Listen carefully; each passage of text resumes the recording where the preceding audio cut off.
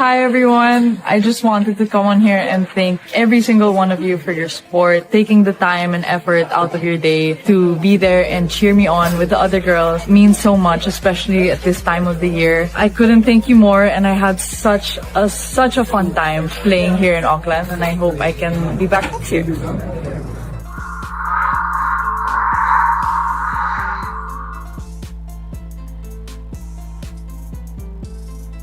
Aryna Sabalenka just made the most unexpected move against Alex Eala by breaking into the WTA Top 50 for the first time ever. When reporters questioned the Australian Open double winner about the Filipino sensation's amazing breakthrough after that ASB Classic semi-final performance, she completely lost her train of thought. The entire tennis world is talking about Sabalenka's remarks, which reveal something fascinating about how the best stars in the sport view these fresh talent rising through the ranks. What do you think? Is Alex Eala breaking into the top 50 as high as she gets, or can she go into the top 20 before 20? Please share your opinions below.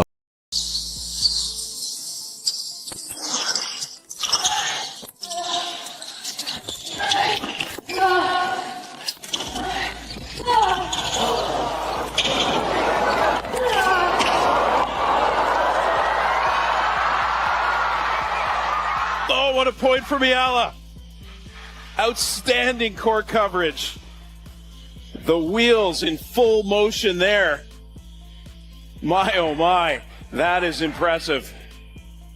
Ridiculous tennis from Alex Eala. A year ago, Alex Eala's accomplishment seemed unattainable. Currently ranked 49th in the world, she has officially broken through the WTA Top 50 barrier for the first time in her career. This is not your typical milestone. This is huge, placing her among the world's best tennis players. This is just how crazy this is. 12 months ago, Eala was struggling in ITF tournaments, which are essentially tennis's minor league system, and was stuck at 38 in the world rankings. She was competing in front of handful-sized crowds for small prize pools, hoping that her shot would be successful. In the present, she is ranked 49th in the world, competing alongside Olympic and Grand Slam winners.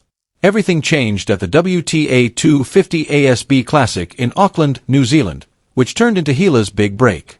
Wasn't simply turning up to participate, she was completely destroying her route to the semi-finals, defeating strong opponents, and demonstrating that she deserved to be at this level.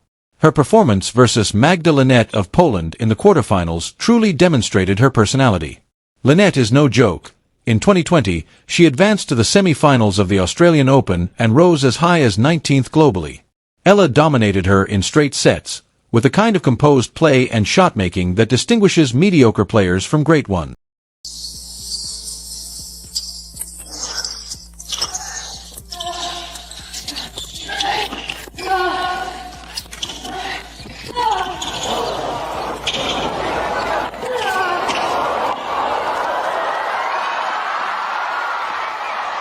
Oh, what a point for Eala. Outstanding court coverage. The wheels in full motion there. My, oh my, that is impressive. Ridiculous tennis from Alex Eala. However, China's Wang Xinyu stopped Eala's progress in the semifinals. Reaching those semifinals was more than enough to propel Eala to the top, but Wang's incredible tennis that day ended Eala's fantasy run. The entire Auckland crowd couldn't stop talking about this Filipino powerhouse who had just declared she was ready for prime time, even if top seed Aryna Sabalenka ultimately won the tournament.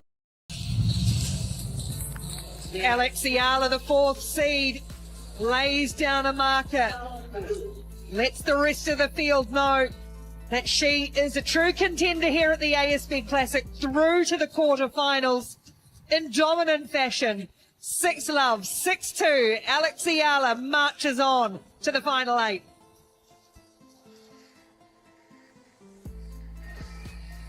That semi-final performance lifted Eala up exactly one rank from her previous career peak of 50th, meaning she'd been knocking on that door forever and finally smashed right through it. This ascent has been rock solid, systematic, and founded on actual tournament results instead of some fortuitous fluke run. This is where things start to go crazy. Aryna Sabalenka, the back-to-back Australian Open defending champion and one of women's tennis' most crushing forces, got questioned about Eala's breakthrough during her Melbourne pre-tournament media session. What was Sabalenka's reaction? She became quite flamboyant and complimented everyone.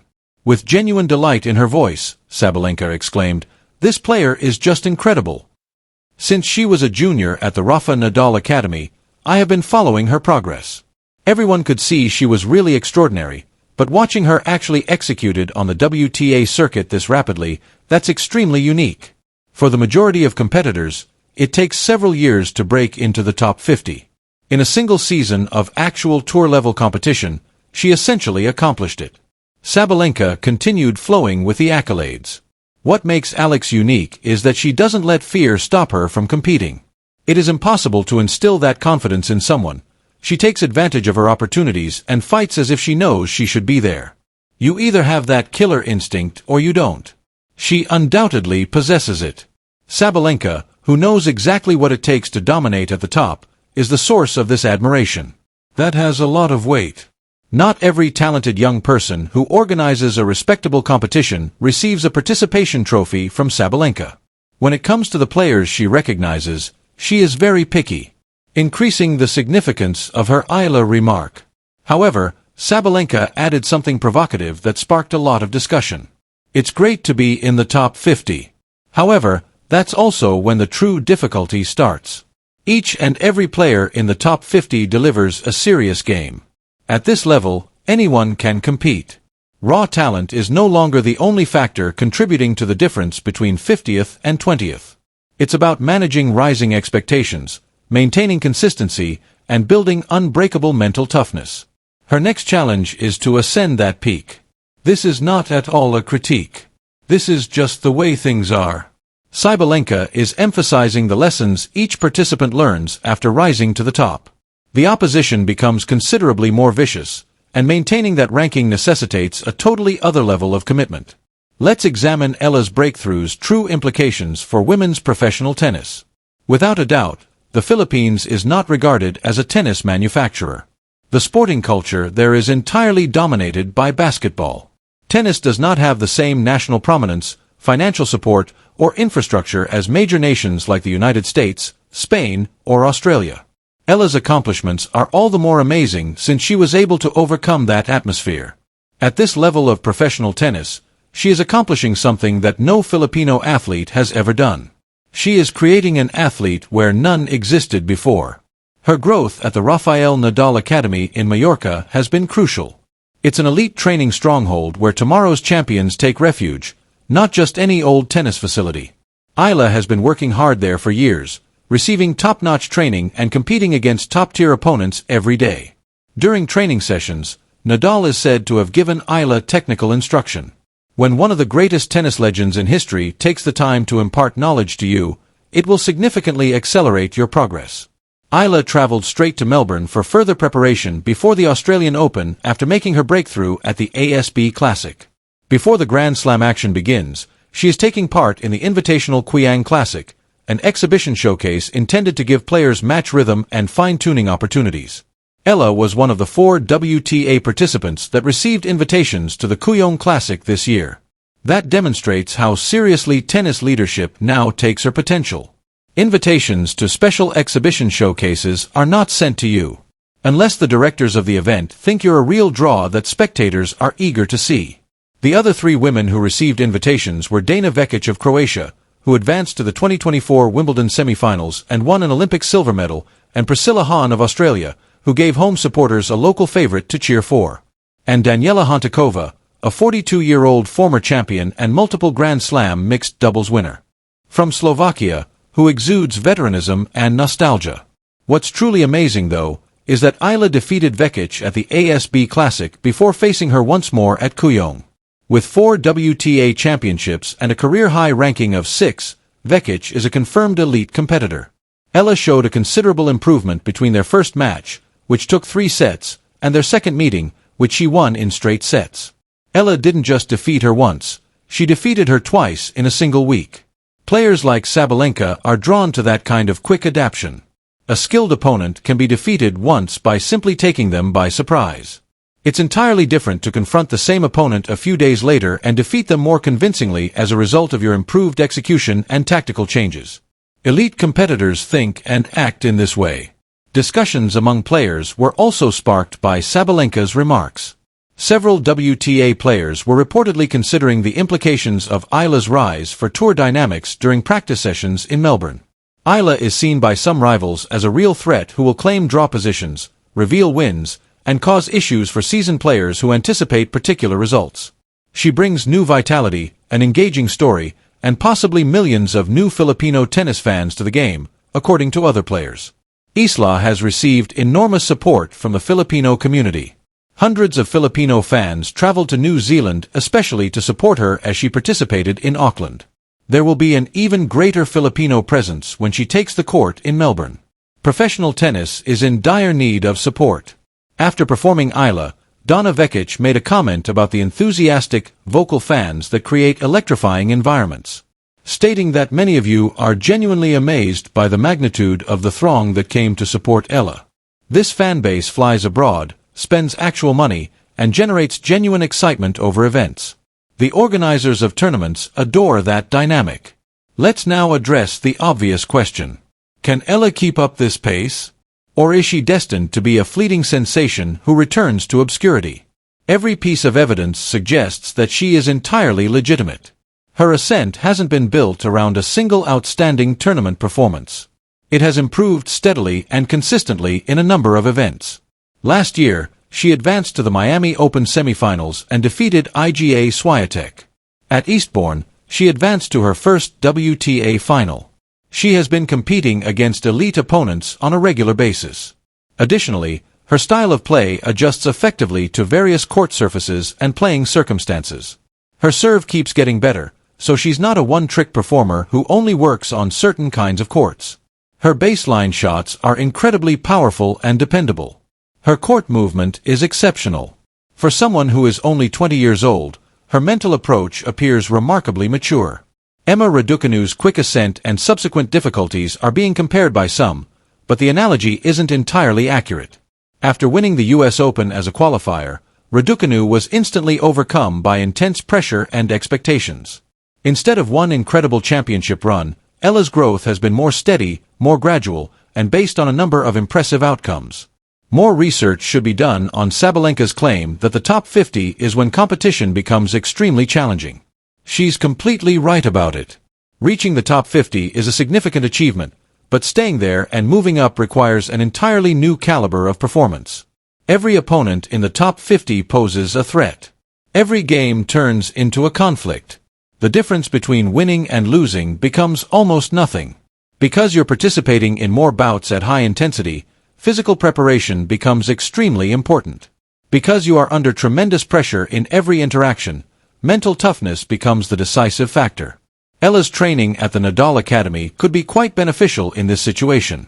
That facility places a strong emphasis on both mental and physical competition factors in addition to technical stroke improvement. They instruct players on how to handle stressful situations, recuperate quickly between games, and stay laser-focused during lengthy tournaments. Eala's first real test of competing at a Grand Slam with high expectations is the Australian Open. She was eliminated in the first round of qualifying last year, but this year she is assured a spot in the main draw. That is a tremendous advancement, but it also creates a lot of strain. Filipino supporters will anticipate her victory. She will be thoroughly examined by the media. Opponents will have thoroughly examined her game and devised targeted tactics to exploit whatever vulnerabilities they have found. Can she bear the extra strain? The answer is most likely yes, based on what we have seen thus far. Her ability to remain composed under pressure has been truly remarkable. She didn't compete like someone who was just happy to be on the same court as a champion when she faced Swiatek in Miami. She played with the intention of winning the game, and she succeeded. That bold strategy is quite uncommon and very valuable. The way Eala has handled more attention and spotlight is equally fascinating. Instead of being engrossed in the media, she has stayed modest, grateful, and laser-focused on constant growth. She talks about how much she still needs to learn, constantly gives her family credit for keeping her grounded, and places more emphasis on hard work than spectacular outcomes. As expectations rise, that kind of thinking will be very beneficial to her. Believing their own publicity and assuming they've already arrived at their target is the worst error young athletes make. The best players, like Sabalenka, are aware that placing 50th is only the beginning and most surely not the end. Eala's ranking position is ideal for further notable improvements in the future. Due to her participation in lower-level competitions during this time last year, she will be defending nearly no points over the coming months. Her rankings will rise significantly with each match victory at larger competitions. She might break into the top 30 by summer if she can continue to perform consistently, not necessarily winning titles, but consistently making it to the quarterfinals and semifinals. It becomes entirely possible for her to break into the top 20 if she gets hot and wins 1 or 2 WTA titles. Another significant aspect of contemporary women's tennis culture is Sabalenka's fervent response to Eala's achievement. Instead than feeling intimidated by newcomers, the leading rivals typically appear to be genuinely supportive of up-and-coming talent. They understand that new talent boosts the sport as a whole by developing gripping narratives and reaching a wider audience worldwide. That does not imply that they will be kind to Eala in a real competition. If they meet on the court, Sabalenka will completely destroy her. Away from competition, however, there is genuine admiration and support for her accomplishments. It will be fascinating to watch the Australian Open. Eala's tournament potential will be largely determined by her first-round draw. She has a good chance of making it to the third or fourth round if she wins her initial round. Regardless of the result, if she draws a seeded player right away, it becomes a worthwhile learning experience. Regardless of what transpires in Melbourne precisely, the general course is very evident. Alex Eala is here to stay. She is not a story that will go unnoticed.